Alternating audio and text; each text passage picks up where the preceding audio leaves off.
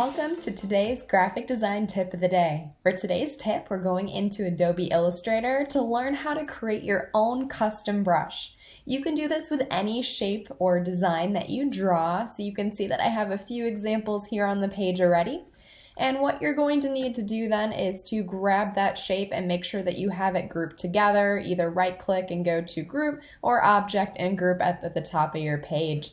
Now opening up the brush menu on the right hand side, all you need to do is drag and drop that shape over into that menu anywhere, and you're going to get the new brush menu here. In order to create a path that's going to continue around the outside of a shape or a line that you draw, if you go to the pattern brush, that is your best option, and click OK. Gives you a few options in this menu, including the direction that you want it to sit on the line, so you can flip it across or along depending on how your shape is going to flow. A couple other things here that you can play around with. Click OK.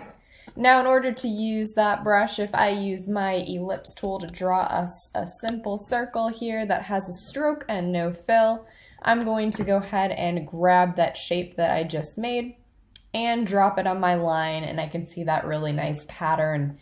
The same thing can happen with any of these other shapes, so taking the star for example, going through that same process, pattern brush, okay, grab another circle here.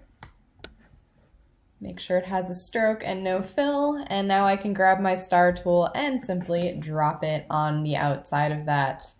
And finally, a more complex shape here just to show you the full capacity of this.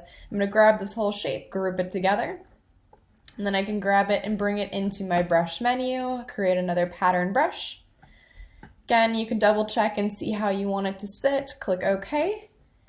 And let's grab one last circle here. Again, make sure it has a stroke and no fill. And let's bring that pattern brush right on top.